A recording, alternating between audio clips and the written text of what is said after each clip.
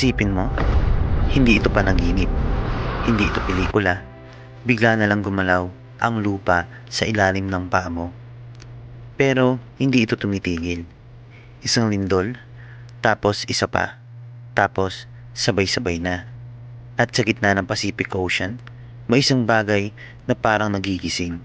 Sa ilalim ng mundo, may isang napakalawak na sugat sa planeta. Isang paikot na linya ng apoy at mapanganib. Tinatawag itong Ring of Fire. Isang lugar kung saan hindi kailanman tahimik ang lupa.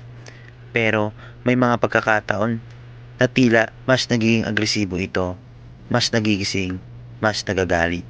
Sa una, may inaan lang.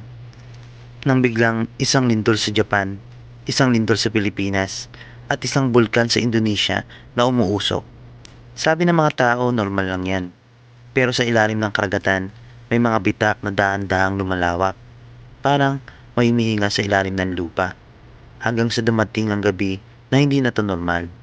Hindi isa, hindi dalawa, kundi sabay-sabay na paggalaw ng lupa sa buong Pacific. Mga gusali, nanginginig, mga dagat parang umaatras. At sa malayo, isang bulkan ang sumabog na parang galit sa mundo. Hindi na ito simpleng natural disaster. Ito ay parang chain reaction, isang lindol sa ilalim ng dagat. Sumusunod ang isa pa, hanggang sa biglang gumalaw ang malalaking alon sa karagatan. Hindi ito isang ordinaryong alon. Ito ay isang pader ng tubig. Sa mga lungsod at sa baybayin, may mga taong nagigising sa ingay ng sirena. May mga nagtatakbuhan palabas ng bahay. May mga hindi na alam kung saan pupunta dahil ang lupa ay hindi na maaasahan.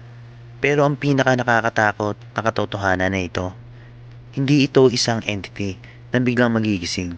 Hindi ito sumpa. Ang Ring of Fire ay laging gising. Tahimik lang minsan. Pero sa loob, patuloy ang paggalaw ng mundo. At ngayon, habang nanonood ka nito, ang lupa sa ilalim mo ay gumagalaw pa rin. Hindi mo lang nararamdaman. Maraming salamat sa panonood ng bidyong ito. Sana nagustuhan nyo.